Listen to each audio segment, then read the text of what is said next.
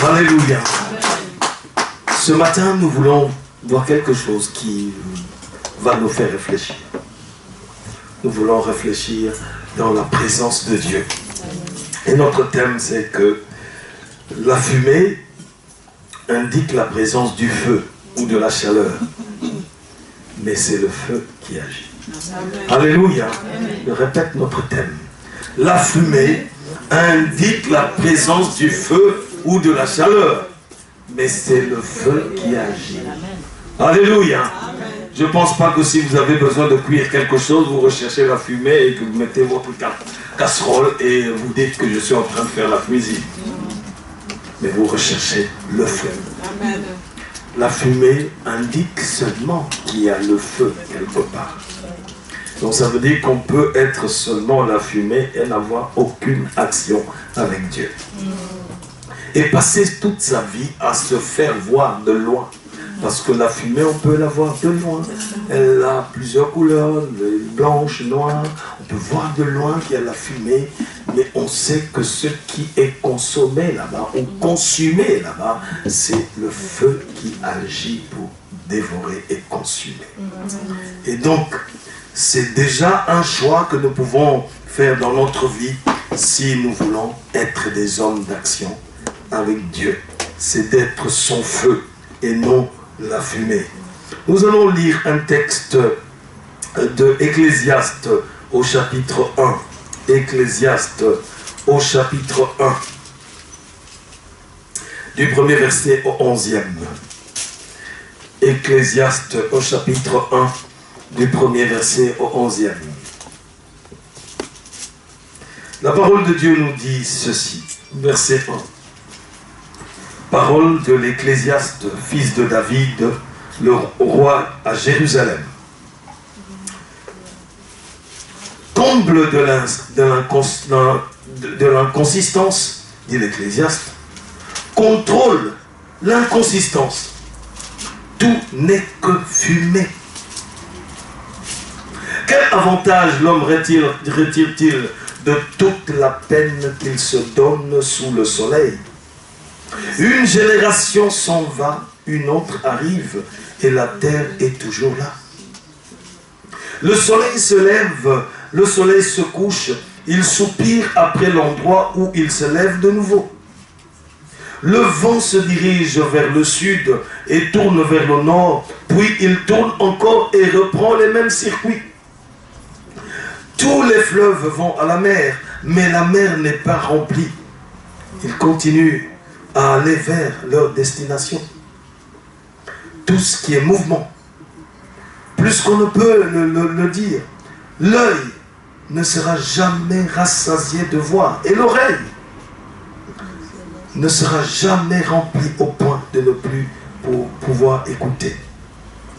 Ce qui a existé, c'est ce qui existera. Ce qui s'est fait, c'est ce qui se fera. Il n'y a rien de nouveau sous le soleil. Si l'on dit à propos de quelque chose, regarde ceci, c'est nouveau, en réalité cela existait déjà dans les siècles précédents. On ne se souvient pas de ce qui était ancien, et ce qui arrivera par la suite ne laissera pas de souvenir chez ceux qui vivront plus tard. Parole de l'Éternel. Amen. C'est un texte bizarre, n'est-ce pas? En guise d'introduction, j'aimerais vous dire que le livre d'Ecclésiaste, si vous le lisez, il est un peu déroutant. Ça veut dire qu'il s'apparente dans le terme d'Ecclésiaste au mot « assemblée ». Mais en quelque sorte, on se pose quand même la question de son origine. Est-ce que c'est un membre ordinaire de l'assemblée qu'il s'agit ou de son guide? On discute sur ça. L'auteur s'identifie comme fils de David. Et donc c'est Salomon. Dès la première page de ce livre, on est frappé. Parce qu'il parle de façon désabusée. C'est terre à terre. Il ne parle pas comme un théologien. Il parle de façon terre à terre. Donc, et pourtant, c'est lui qui a écrit les proverbes. Donc on voit que le style de l'écriture d'Ecclésiaste par rapport au style des proverbes, c'est deux choses absolument différentes. Donc là, il veut aborder la vie de chaque jour dans le langage de chaque jour. Et donc, quand nous allons aborder ce thème, pendant ce temps où nous abordons ce thème, je vais être terre à terre. Je vais rester dans la psychologie de ce qu'il veut nous enseigner dans ce texte. Donc c'est vraiment avec un ton désabusé. Et il est vraiment lucide. Il comprend ce qui nous entoure chaque jour. Et c'est de ça qu'il veut dire. Il dénonce tout ce qui est incohérent. Tout ce qui ne va pas. Tout ce pourquoi nous nous entêtons à faire et qui n'a pas d'importance. Il dénonce les mesquineries. Toute forme d'escroquerie qui peuvent être mentales, spirituelles, ou même dans la vie de chaque jour, ça veut dire sociale. Donc là, il aborde notre aspect de vie chrétienne ou notre aspect de foi dans la pratique de chaque jour, dans la vie de chaque jour. Et parfois, il est bon d'aborder Dieu dans ce que vous ressentez. Amen. Dans vos sentiments, dans vos appréciations, même dans vos luttes et vos combats. Et donc, c'est un livre, quand on voit ça dans cet angle-là, c'est un livre quand même difficile. Et si on le lit sans discernement, on peut penser que tout nous est permis, parce que tout est vanité finalement. Bon, voilà, on fait quoi? Alors qu'il ne veut pas dire que tout est permis, ou parce que tout est cyclique, ou parce que tout n'a pas d'importance, qu'il faut déconsidérer toutes choses. Il veut que nous avancions avec le Seigneur, avec discernement, dans les choses de chaque jour. Il veut que nous avancions avec discernement. Le mot vanité ne signifie pas ici une activité mauvaise que nous devons éviter. Ça peut tout simplement dire sans importance, pour ce moment-là. Parce que dans un autre contexte, ça peut devenir important. Donc c'est à nous de voir dans le timing, dans la saison dans laquelle tu te trouves, qu'est-ce que Dieu veut marquer dans ta vie qui est important, qui peut t'aider à pouvoir être valorisé devant le Seigneur. Donc, si nous analysons ce livre, le but est de mettre le croyant face à la réalité. Vous savez, parfois nous refusons la réalité. Nous sommes chrétiens et nous sautons l'aspect réalité pour entrer dans l'aspect spirituel sans fondement. Et nous nous trouvons très déçus parce que nous n'abordons pas la réalité. Ici, je veux dire deux choses et j'aimerais que vous puissiez comprendre ce que je veux dire. Il y a une différence entre la réalité et la vérité. C'est deux choses différentes. La réalité, c'est ce que vraiment tu vis. La vérité, c'est ce que la parole de Dieu dit de la situation que tu vis. C'est deux choses différentes. Donc une personne peut vivre dans une certaine réalité qui est différente de la vérité. La réalité, c'est palpable, tu touches ça, tu as de la fièvre, c'est vrai. La vérité, c'est que si tu crois que par ces plaies tu es guéri, tu crois, tu saisis la vérité avant même que le corps réagisse pour retrouver la santé.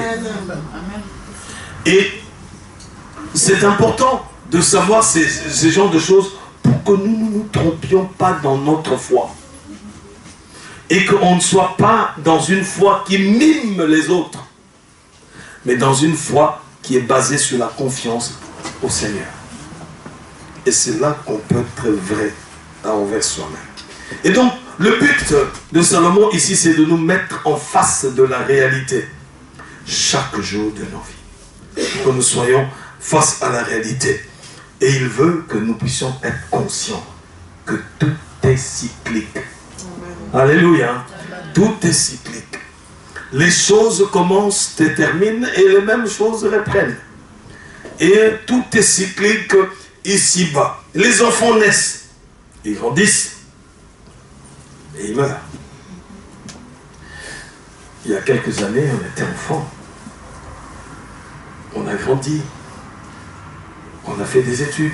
Maintenant, les autres sont en train de faire des études. On passe à l'étape de travail et d'être parents. Les enfants viennent au monde. Et nous, on continue notre bonhomme de chemin. Les cheveux blancs commencent. Tu peux rien, frère. Ça commence, etc. Et on commence à sentir les bobos de l'âge. Tu ne peux plus bondir du lit comme tu bondissais quand tu avais 14 ans. Parfois tu dis, aïe, mais enfin c'est les bobos de l'âge. Amen. Et puis, tu commences à te courber. Regarde les gens qui ont un certain âge, pour ne pas dire un âge certain. Et ils commencent déjà à se courber, comme nous, le dos commence déjà à prendre la forme. Et petit à petit, ça sera une canne, et puis on dira qu'il verra s'agir d'âge. Alléluia. Amen. Parti. Et les enfants qu'on a mis au monde prennent le relève. Amen. Tout est cyclique. Et il faut qu'on sache cela pour bien préparer notre départ vers le Seigneur. Amen. Les hommes travaillent et se fatiguent, dit-il. Et ils se reposent pour retravailler. Vous connaissez l'adage métro, boulot, dodo. Vous connaissez ça, n'est-ce pas?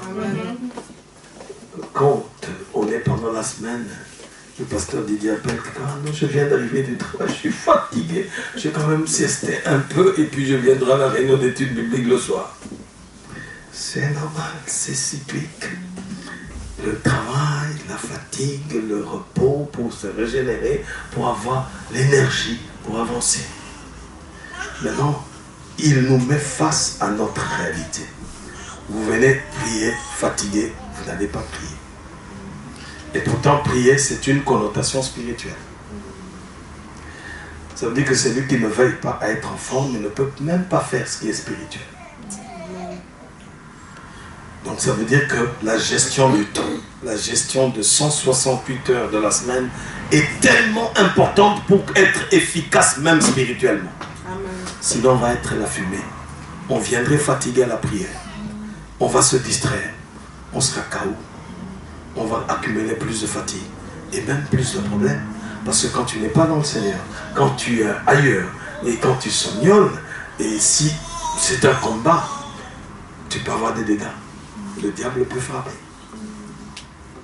Nous avons eu un frère qui a été battu. Dans la prière de délivrance, il a été frappé. Une bonne baffe. Et cette personne-là, c'était le genre de personne qui est catcheur. Donc les démons qu'il avait, ce sont des démons du sport. Vous voyez la suite. Ça veut dire que le Seigneur, quand on a accepté Jésus, il ne nous a pas pris directement parce qu'il pouvait nous prendre pour aller au ciel. Il nous a laissés pour que nous puissions être des gestionnaires. Des gestionnaires non seulement de nos familles, de ce qu'il nous donne, de l'Église, mais des gestionnaires de notre corps. Ce n'est pas bon de se donner un programme à dormir debout où on ne se recycle pas. Ça veut dire qu'on ne peut même pas être efficace pour Dieu. Sans repos, vous ne pourrez même pas être le feu pour Dieu. Et vous allez vous rendre compte que votre marche avec le Seigneur, votre efficacité est tellement faible que vous vous rendez compte que vous venez accompagner les autres qui voient la puissance du Saint-Esprit. Alléluia. Est-ce que vous êtes encore là? Amen. Les hommes bâtissent des maisons et ils ont des acquis.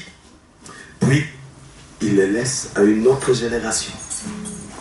N'est-ce pas que nous voyons des gens qui se battent pour rafler même des maisons, des concessions d'autrui? Ils oublient une chose, c'est qu'ils vont les laisser. Moi, je pense que si quelqu'un sait qu'il va laisser quelque chose, tôt ou tard, il ne va pas se battre outre mesure. Il va se battre dans le cadre de son droit de pouvoir faire quelque chose honnêtement. Il va quand même laisser ça. Mais il ira avec un problème de conscience avec Dieu. Parce qu'il a raflé quelque chose qui ne lui appartient pas. Ou il a acquis ça malhonnêtement. Et donc, ils bâtissent des maisons. nous voyons un peu la situation aussi des personnes qui, par la force de choses, se sont livrées tellement à un comportement exceptionnel, en prenant 2, 3 femmes et puis une multitude d'enfants, et puis quand il va laisser cet héritage-là, il laisse la guerre. Donc c'est pour dire que les hommes bâtissent des maisons, ils ont des acquis, puis ils laissent une autre génération s'en occuper. On peut vraiment s'occuper des acquis, et j'insisterai plus tard, tout en restant la fumée. On n'a rien fait de bon. On est la fumée. On s'est toujours vous montrer qu'il y avait un papa ici, mais qu'il est parti. Mais après lui, c'est la guerre. Il a laissé la fumée. C'est tout. Les sources n'arrêtent pas de couler. Et les mers ne sont jamais remplies. Vous voyez, le Seigneur a fait des choses cycliques. L'eau coule dans des fleuves et arrive à l'océan. L'océan n'est jamais rempli. Parce que le Seigneur, qu'est-ce qu'il fait? Il met le soleil pour qu'il y ait évaporation. Et cette évaporation crée des nuages qui partent donner encore la pluie. La pluie rentre dans le sol et dans les nappes phréatiques pour alimenter les sources. Tout est cyclique. Il y avait un fou qui attendait le bus. Et il était dans un arrêt de bus avec des étudiants. Vous savez comment les étudiants sont. Et ce fou-là, il était vraiment mal habillé. On voit qu'il est fou. Il dit, j'étais dans cette église-là. Il montre l'église kimbanguiste en face de l'arrêt de bus, à Kinshasa. Il dit, j'étais parti dans leur réunion, ils m'ont chassé. Alors les étudiants disent, ah bon? Ils ont chassé pourquoi? Parce qu'il vraisemblablement un fou qui parle bien, bon, alors c'est la curiosité des étudiants. Au fait, ils t'ont chassé pourquoi?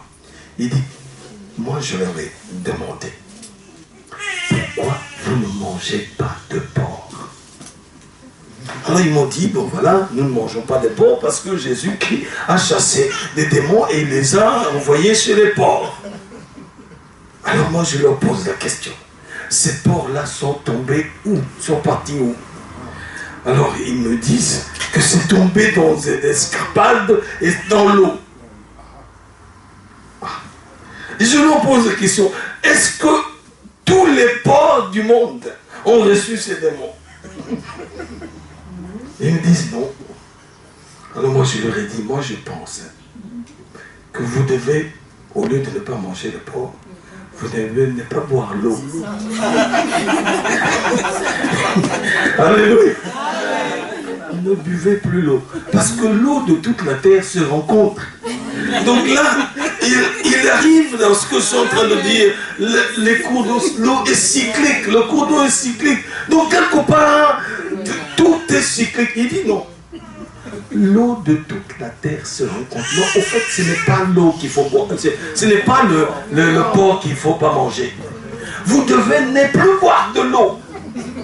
Alors on m'a chassé parce que je vais en faire entrer une hérésie de là-bas et créer des disputes dans l'église. On m'a chassé. Alors les étudiants ont bougé la tête. Il y a quand même de raisonnement. C'est pour dire qu'ici, même les cours d'eau et les océans ne sont pas remplis. Pourquoi? Parce que Dieu a créé quelque chose de cyclique.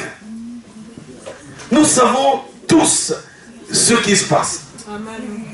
Vous regardez, on peut aller dans toute la mode. Dans tous, tout est cyclique. Maintenant, je vois des jeunes ou tout le monde qui portent des Yamado. Dans le temps, nous, on était petits, on appelait ça des Myriam Makeba. C'était sorti. Et maintenant, les jeunes pensent que c'est quelque chose de nouveau. Mais nous, on sait que c'est déjà passé. Tous ces pantalons, la taille basse que les jeunes portent là. À notre époque, il y avait aussi des tailles basses graves. Des pantalons collants, moulants là, que les jeunes gens portent là. Ou pour faire entrer le pied, c'est un problème. On doit mettre même des tirettes parce que bon, c'est pas possible. à notre époque. Et maintenant, ça rentre. Les pattes éléphants. C'était des espèces de pantalons frères. Donc on fait ceci pour voir si ça peut avaler le pied. Quand il pleut, c'est dangereux. Ça devient sale jusqu'à la douleur. Donc et quand il y a le vent pousse le pantalon jusque là. C'est incroyable. Maintenant, regardez les sœurs, ils portent des pantalons. Il n'y a rien de nouveau sur terre. Tout est cyclique. Tout est cyclique. Et donc ici, Salomon veut nous montrer, nous mettre face à la réalité de la vie de chaque jour. Il y a des choses que nous ne pouvons pas passer outre. Nous ne pouvons pas venir ici sans nous habiller. Nous ne pouvons pas venir ici sans nous laver. Nous ne pouvons pas... Il y a des choses de chaque jour que nous devons tenir compte pour que nous soyons à l'aise et que nous puissions recevoir ce qui est spirituel. Il y a des choses qu'il faut mettre en ligne de compte. Ils ne sont pas des choses qui ont une importance d'idolâtrie, mais ce sont des choses auxquelles si on ne le fait pas, on ne peut pas entrer dans la société. Donc on ne peut même pas avoir la capacité de parler à l'autre. Parce que qu'est-ce qui est important? C'est aider l'autre à venir au Seigneur, mais s'il me trouve bizarre, il ne va pas m'écouter. Alléluia. Amen. Quand nous devons étudier, les élèves, il y a des élèves ici et des étudiants. Quand nous devons étudier, il faut prendre ça au sérieux. Nous ne réussissons pas par le coup de baguette du Saint-Esprit. Hein. Sa procédure, c'est pas comme ça. C'est quand j'étudie, je fais un effort et il agit au-delà de mon effort pour m'emmener là où je ne peux pas aller. Amen. Si je ne fais pas la chose, je peux aller à l'examen, je peux être spirituel. Je peux avoir gêné pendant 21 jours. Je vais à l'examen, je vais échouer. Parce que je ne suis pas dans les principes de Dieu. Il y a des choses qu'il faut vraiment le faire humainement. Si je ne suis pas présent à l'église, je ne peux pas écouter la prédication. Je ne peux pas bénéficier de la prière. Vous savez, il y a des prières qui vous édifient. Vous entendez cette prière-là, ça vous buste. Si je ne prends pas la peine de venir, il y a des choses que je raterai. Je ne peux vouloir qu'à moi-même. Vous savez que la vie chrétienne, ce n'est pas une vie théorique, c'est une vie pratique. Où le spirituel renforce la pratique. Amen. Sinon, on va passer tout notre temps à être bébé spirituel alors qu'on grandit. Quand on va commencer à grandir, on devient ado, c'est-à-dire la croissance physique. Et qu'on est bébé spirituel, des déboires commencent. Ça veut dire que vous n'allez pas gérer les sentiments. Et pourtant, les sentiments, c'est le monopole de chacun. C'est que Dieu a donné des meilleurs. Pour gérer vos sentiments, si vous n'avez pas Dieu, vous aurez beaucoup de déboires. Vous dépassez l'âge d'adolescence, vous devenez marié. Faites attention aux vœux que vous faites. Quand vous dites oui à une femme, c'est pas la blague. Parce que ça, tout est cyclique et ça peut vous revenir d'une façon désagréable si vous n'êtes pas sérieux et conséquent. S'il y a la croissance physique et tout le besoin physique ne s'accompagne pas de la croissance spirituelle, vous aurez des bureaux et des tiroirs et en grande quantité. Et vous allez faire des dégâts dans la société incroyables. Vous penserez que c'est la mode et que je suis un gentleman, etc. Mais ça va vous jouer des tours incroyables. Il y a des principes de Dieu. Femmes, soyez soumises à votre mari. Vous savez, l'homme, ce qui fructifie l'amour chez l'homme, c'est le comportement d'une femme. Poser des actes. L'homme, tu peux pas lui parler et ça entre ici, ça sort pas. Si tu poses des actes, tu le touches. La femme, il faut lui parler. Les hommes, il faut parler à vos femmes. Alléluia. Amen. Je ne sais pas pourquoi le Seigneur me fait dire ça, parce que je n'avais pas prévu de dire ça. Il faut parler à vos femmes. Le dialogue n'est pas des chamailles. Le dialogue, c'est affronter quelque chose, même si c'est difficile, mais il faut en parler. Même si ça va prendre du temps pour tout solutionner, mais il faut amorcer le dialogue. Parce que c'est quand on parle qu'on crée quelque chose dans le cœur de la femme et l'amour vient de cette intimité qui... Amen. Il ne faut pas avoir peur du dialogue, même si c'est difficile. Les jeunes africains maintenant, je parle des jeunes filles africaines, ils ont l'habitude, quand ils sont en cours de route, ils voient un jeune homme africain, ou je ne sais pas qui est devant, à 30 mètres, il a déjà bien pompé sa figure, pour que le garçon ne lui parle pas. C'est cyclique, ça s'est passé au temps de nos parents.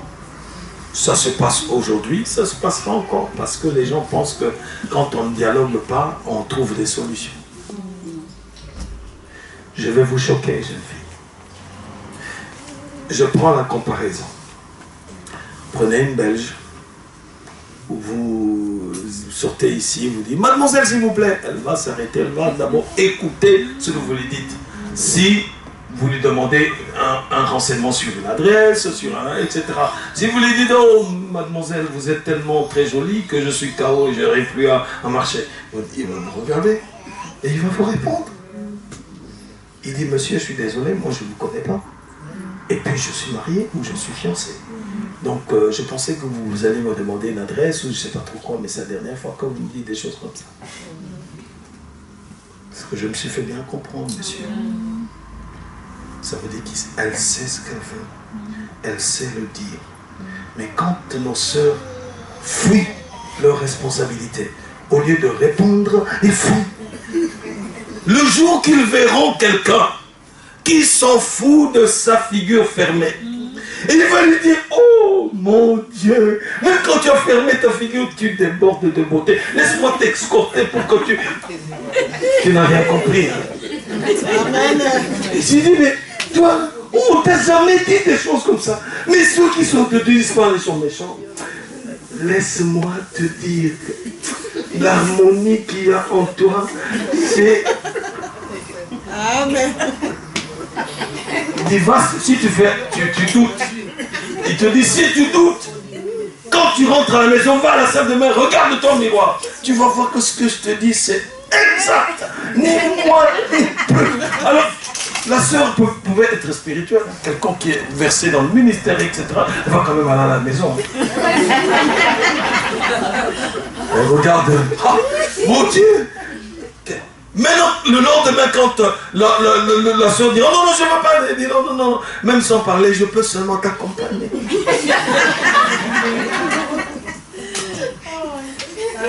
Apprenez à répondre. Amen. Vous vous en foutez de ce qu'ils viennent dire. Laissez-vous draguer parce que vous aurez des arguments.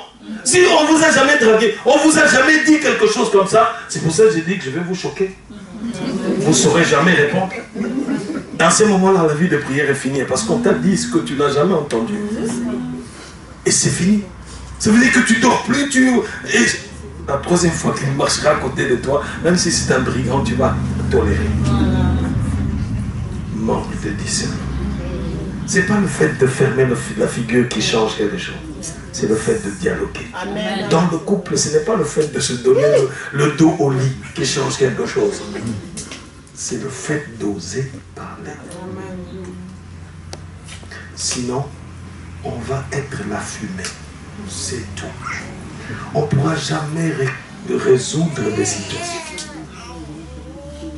Alléluia. Amen. Et donc nous devons vraiment faire attention.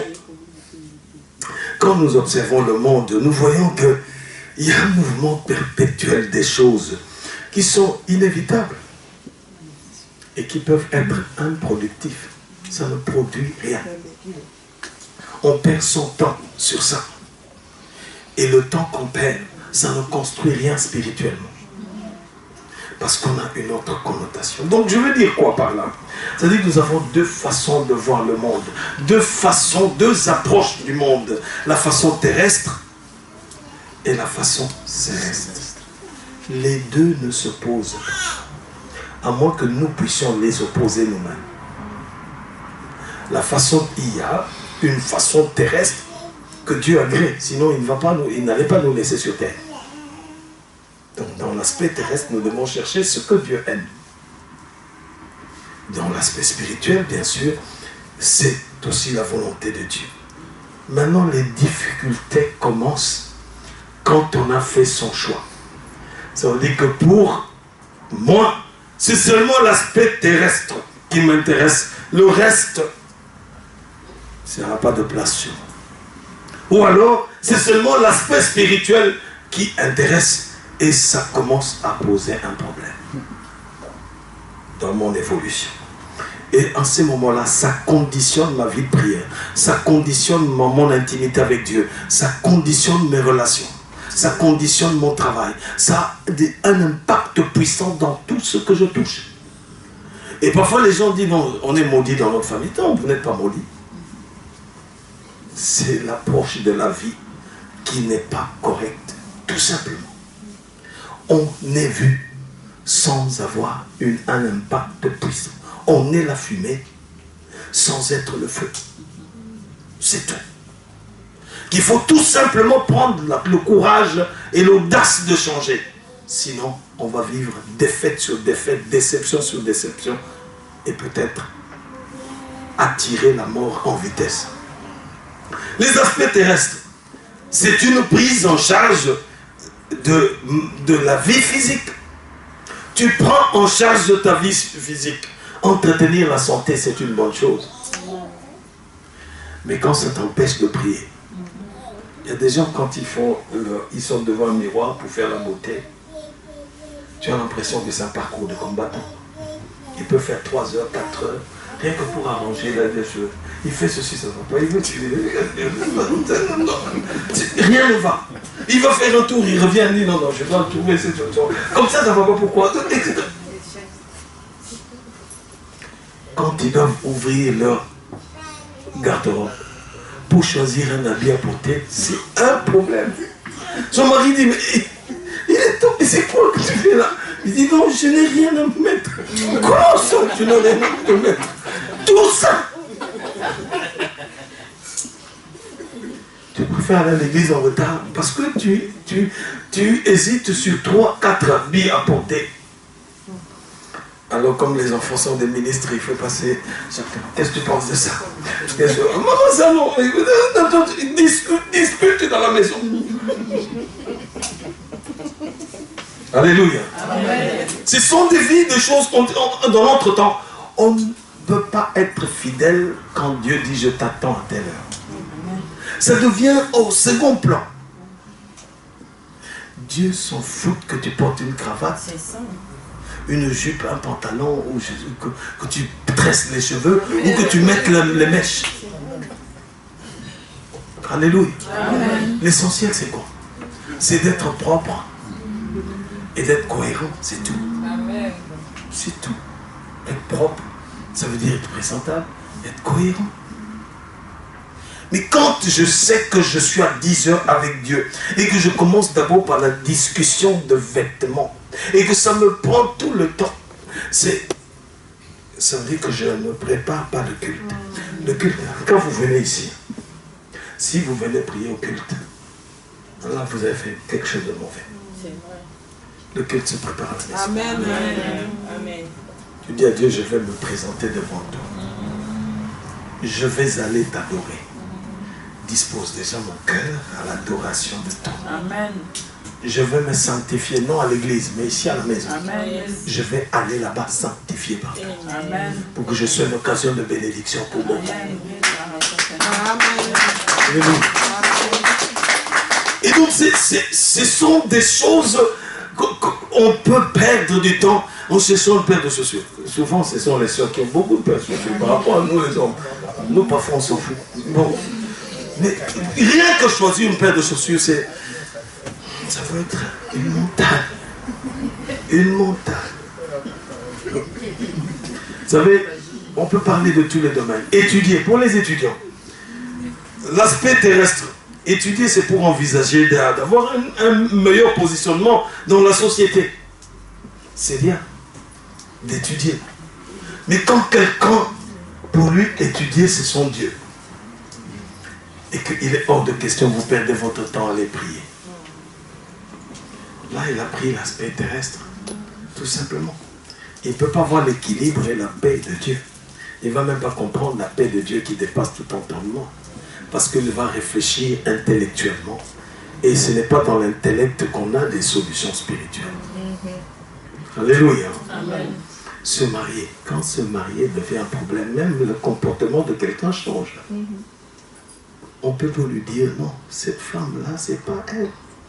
Dire, non, non, je vois que vous êtes contre le succès. Elle est intellectuelle. Elle est avocate. Elle est assise dans la société. Et puis, le Seigneur te pose la question. Et puis, c'est qui donne d'être assis dans la société? C'est lui ou bien c'est moi? Expliquer à une sœur que son choix de mariage est compliqué, c'est dangereux. Parce qu'elle peut te haïr disant que non, tu veux que non, je sois célibataire, que je meure sans me marier, etc., etc. Le Seigneur peut t'indiquer que tu dis à cette chose-là, non, c'est pas ce chemin-là.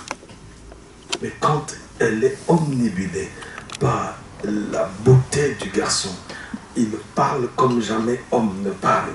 Il a une symétrie bien équilibrée. C'est quelqu'un qui est véhiculé.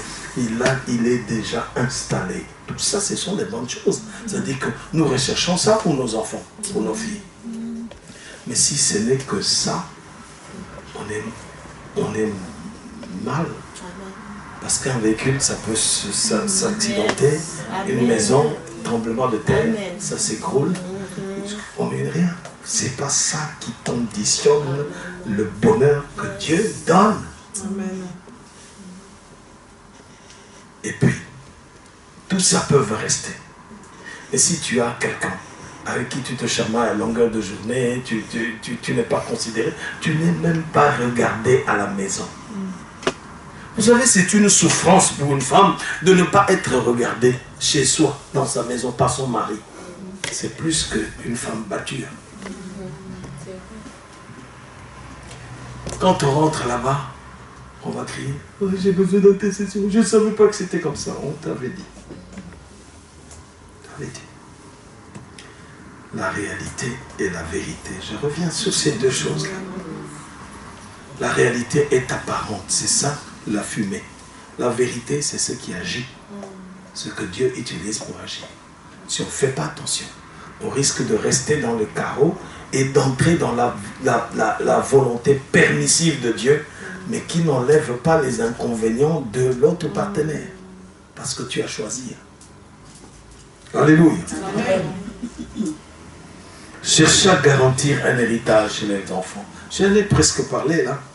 On peut être une occasion de guerre. Et pourtant garantir un héritage, c'est quand même quelque chose de bien. On fait un effort pour que les enfants ne reprennent pas zéro, qu'ils aient une maison, qu'ils aient ceci, etc. Mais quand ça se fait dans des conditions loin de la parole de Dieu, on laisse la guerre.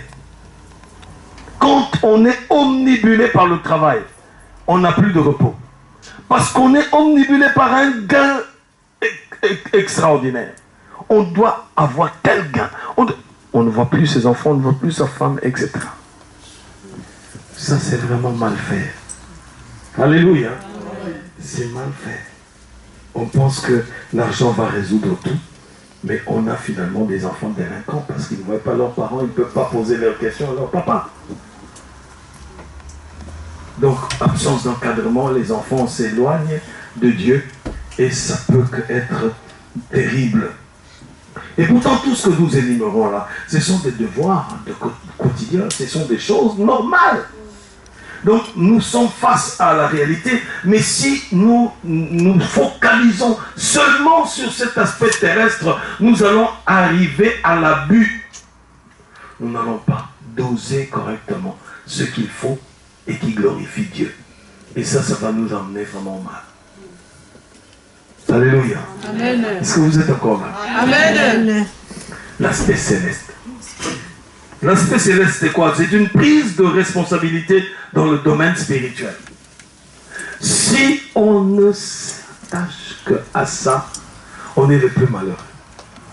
Parce que on peut vendre sa maison, parce qu'on attend. On nous a dit une date que Jésus reviendra à telle date. On vend sa maison, on vend sa voiture, on donne sa démission au travail, etc. Et après la date est passée. Alléluia. Je ne veux pas citer des noms d'églises qui donnent des dates. Mais c'est pour comprendre que c'est incroyable. Donc, ici, après qu'on ait répondu à l'invitation d'accepter Jésus-Christ comme Seigneur et Sauveur, après qu'on a répondu à l'invitation de servir Dieu, si on ne se focalise que sur ces choses-là, vous voyez des gens qui refusent d'aller travailler, non parce qu'il est spirituel. Il ne peut surtout pas travailler avec les païens. Alléluia. Non, là-bas, il y a l'envoûtement. Ils sont envoûtés. Toi, tu es caché dans le sang de Jésus-Christ. Tu peux être une occasion de bénédiction pour la société. Et quand tu vas là-bas, tu débordes de puissance de Dieu. Ça veut dire que tu ne te connais pas. Dans le temps, j'ai travaillé comme professeur de chimie et de biologie à la ville de Bruxelles, une école de la ville de Bruxelles. Et le directeur et les professeurs étaient sortis de l'UNB, donc la franc-maçonnerie incroyable. Quand j'entrais à l'école, tu sentais le dérangement. Tout le monde était dérangé de façon incroyable. Pourquoi? En quittant la maison, ma maison, je dis que mon corps devienne le feu du sang de Jésus-Christ. Que tous ceux qui se lèvent contre moi soient paralysés, à distance. Ils m'ont haï comme pas possible. Et comme j'étais professeur de biologie et je devais faire des cours sur la reproduction, l'aspect hormonal de la reproduction, ils ont commencé à m'accuser. Oh, c'est moi qui dis que ce sont les homosexuels qui souffrent de sida, qui répandent le sida. Et c'est moi qui dis ça. On est parti jusqu'au droit de l'homme, jusqu'à la ville de Bruxelles. Et j'ai dit à la ville de Bruxelles, je dis premièrement, vous blaguez avec moi. Vous m'injuriez. Il dit, comment est-ce que vous injuriez? Il dit, vous injuriez mon diplôme. Parce qu'en matière de virologie et de bactériologie, j'ai une formation solide. Vous imaginez, je suis sorti de l'université. Et vous me dites que j'ai dit des choses comme ça. Même la personne qui n'a jamais été à l'école, qui se promène en cours de route avec la vulgarisation à la télévision, comment se prémunir contre le sida, qu'on a publié partout, même cette personne qui n'a pas été à l'école ne peut pas dire ce que vous avez dit. Parce qu'on a tellement pu vulgariser comment lutter contre le sida. Alors vous me dites comment je dis à ça. Vous injuriez ma formation. Alléluia. Amen. Et c'était compliqué. Donc c'est pour dire que on peut rien que se dire, non, je suis chrétien. Je ne peux même pas s'asseoir à côté de quelqu'un qui... Non, il est moi, puriste. Alléluia. Amen. C'est comme un frère qui était dans le monde du banditisme, grand banditisme, et il s'est converti. Mais il avait son langage. Vous savez, quand on se convertit, on ne change pas de langage immédiatement. Lui, il avait son langage. Et il est venu à l'église avec la même énergie qu'il servait dans le monde. Et il sert Dieu avec la même puissance. Maintenant, il est assis à côté d'une femme bon chic, bon genre. Et lui, il était là, en train de prier. Suivez un peu comment il prie. Et lui, il n'appelle pas Dieu comme nous, on appelle. Il appelle vieux. Autrement dit, un lingala, il est pauvre. Il dit, vieux, ces affaires-là, fais-les. La femme qui est à côté, il dit, oh, c'est pour ça, comme histoire, comme style de prière. Mais lui, il sait ses affaires avec Dieu, il connaît ses affaires. Dieu lit le cœur, il ne lit pas ce que tu dis. Donc, lui, il était en paix, il avait les yeux fermés. Dieu, c'est avec beaucoup de gestes.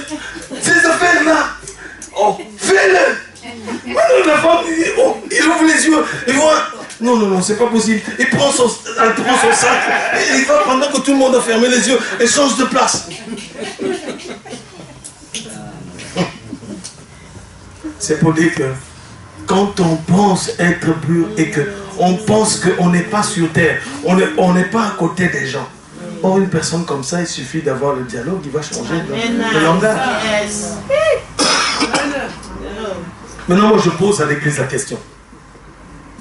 Une soeur viendrait ici avec des jupettes, de blousettes, de pantalonnettes, je ne sais pas trop quoi, ou de tenues, cheveux, à dormir debout.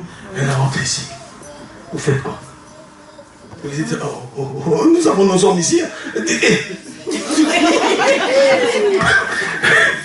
Alléluia. Vous faites quoi? Alléluia. Il y aura toujours quelqu'un qui va le laisser. En passant à côté, regarde quand même comment tu es. À l'église. Quand tu viens ici, ici c'est l'église. La sœur n'a pas entendu nos thèmes. Ah, ici c'est l'église. Alléluia. Amen. Si Dieu voulait que quand nous sommes convertis et qu'il nous en prenne, il nous aurait pris.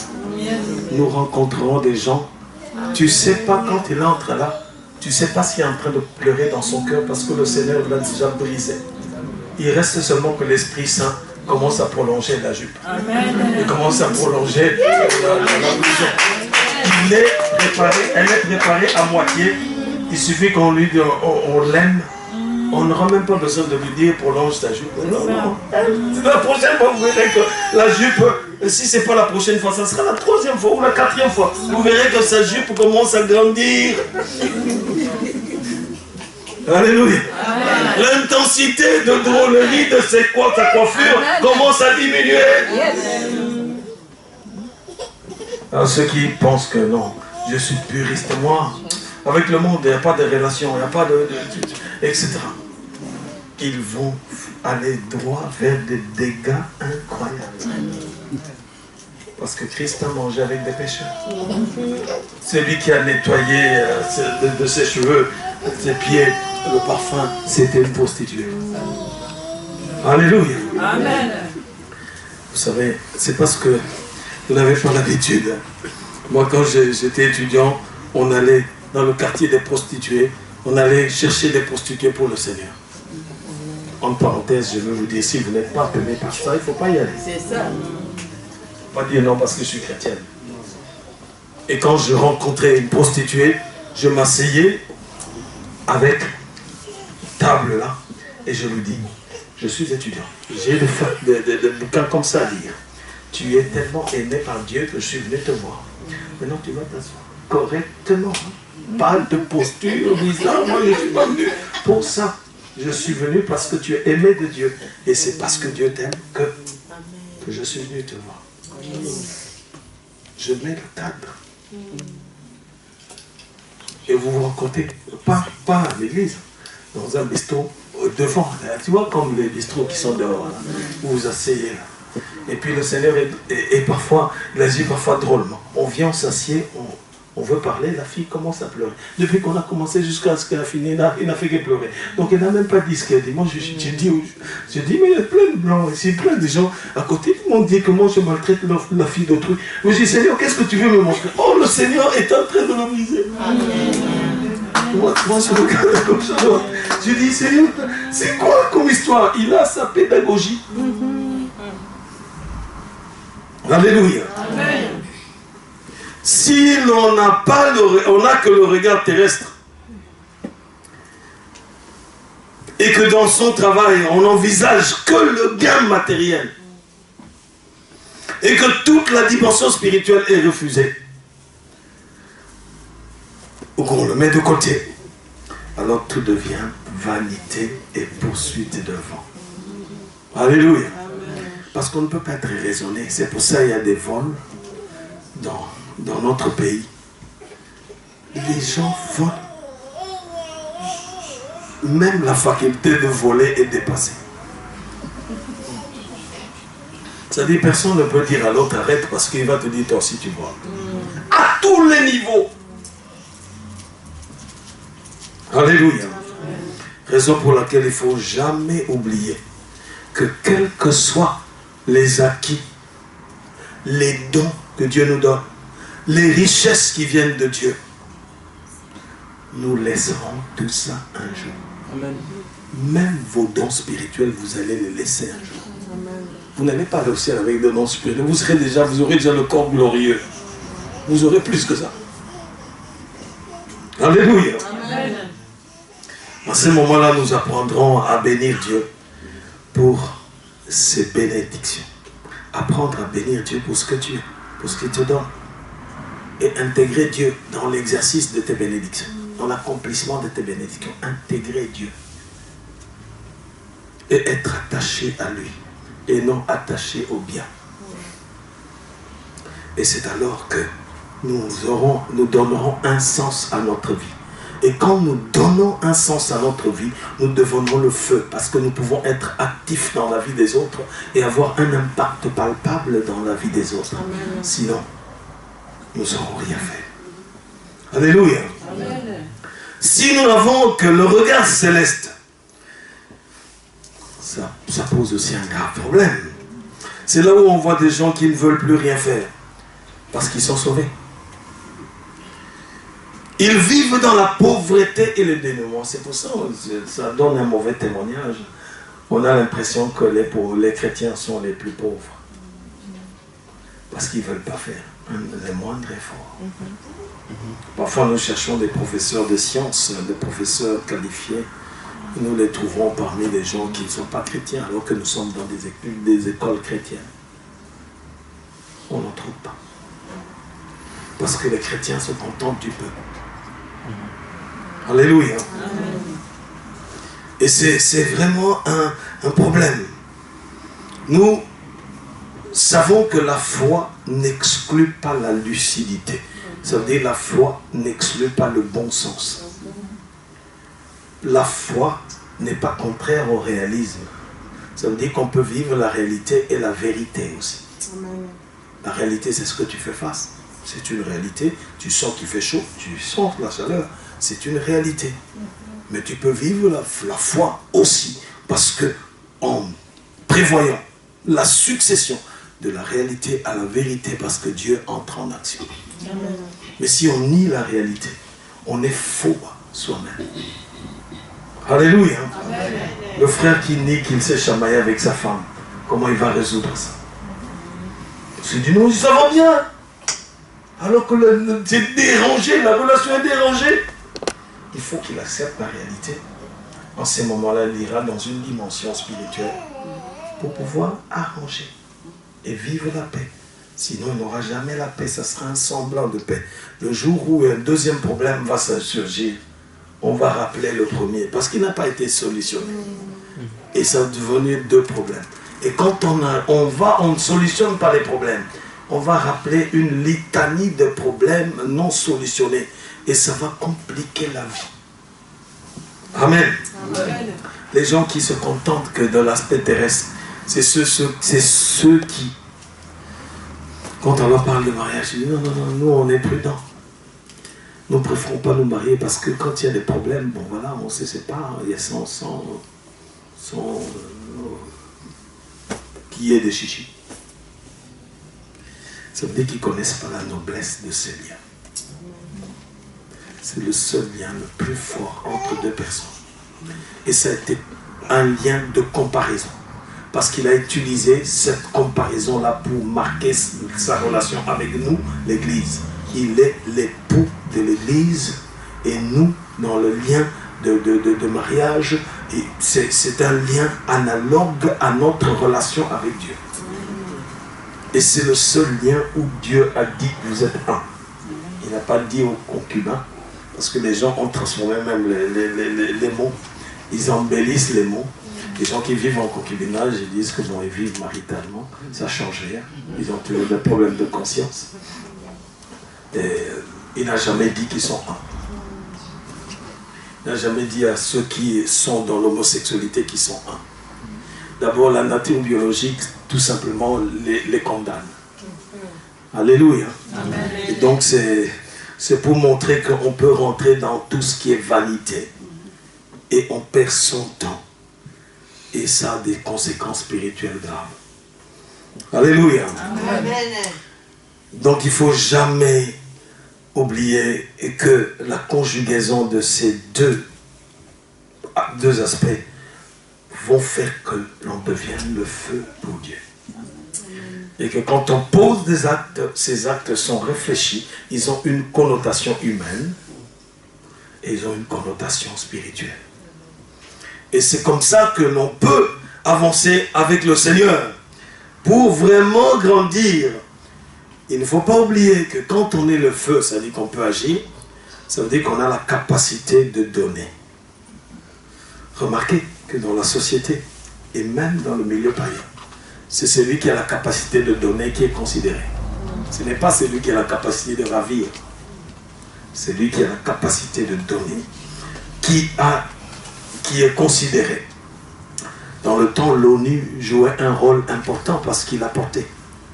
Mais maintenant, il est dans la liste de ceux qui volent sans scrupule. L'OTAN était une organisation protectrice qui était noble. Mais maintenant, il est catalogué parmi l'organisation qui fait des désastres. Je veux dire quoi par là? Que notre respect, le respect que les autres ont pour nous, cesse dès le moment où nous sommes tournés vers nous-mêmes. Dès le moment où nous ne considérons pas les autres, qu'ils soient chrétiens ou païens, le respect qu'ils ont pour nous diminue. Or, pour regarder aux autres, il faut que tout en nous soit cloué à la croix de Jésus-Christ et que nous nous identifions à lui. C'est alors que nous aurons son regard. Sinon, nous ne serons jamais le feu pour les autres. Alléluia. Donc la solution dans tous ces deux aspects de vie, c'est que nous devons conjuguer, associer ces deux façons de voir les choses. La façon terrestre, parce que nous sommes encore là, sur terre, et la façon céleste, pour que nous puissions entretenir une intimité avec le Seigneur. C'est alors que nous pouvons évoluer correctement, en toutes choses, et dans chaque domaine que touchent nos vies. Que ce soit le domaine matériel, sentimental, que ce soit le domaine scolaire, ou quel que soit le domaine, c'est en conjuguant ces deux aspects que nous pouvons voir la main de Dieu intervenir dans notre vie. Et donc, la deuxième chose, pour terminer, pour les solutions, nous devons consentir à faire l'effort que nous avons à faire. Parce que Dieu déclenche son processus souvent quand nous faisons quelque chose. Il nous demande quelque chose qui est à notre niveau. Amen. Et donc si un élève ne fait même pas l'effort pour bien lire, savoir lire, il ne pourra même pas bien lire la Bible, il ne comprendra pas la Bible parce qu'il ne sait même pas lire. Et donc si nous voulons avancer, il y a des choses que nous devons impérativement faire, qui restent à notre niveau parce que Dieu nous a dotés de la capacité de le faire. Et c'est alors que Dieu va nous emmener dans les hauteurs, dans des lieux élevés, pour que nous puissions vivre sa gloire. Amen. Mais aussi longtemps que nous sommes sur terre, nous allons gérer des choses terrestres, nous allons gérer des choses humaines. Et ces choses humaines, c'est à nous de faire le choix sur des choses qui glorifient Dieu. Pour que dans la gestion de ce que Dieu nous donne, nous ne puissions pas intégrer les choses qui nous amènent à devenir ennemis de Dieu. C'est alors que nous serons équilibrés et nous aurons un témoignage. Donc le témoignage, ce n'est pas ce que toi tu dis aux autres. C'est ce que les autres voient en toi. Ce n'est pas ce que tu racontes que les gens considèrent. C'est ce qu'ils voient comme acte que tu poses. C'est ça ce qu'on appelle le témoignage pour toi. Est-ce que tu veux être le feu ou bien tu veux être la fumée? C'est à chacun de nous de répondre. Nous allons incliner nos têtes pour prier.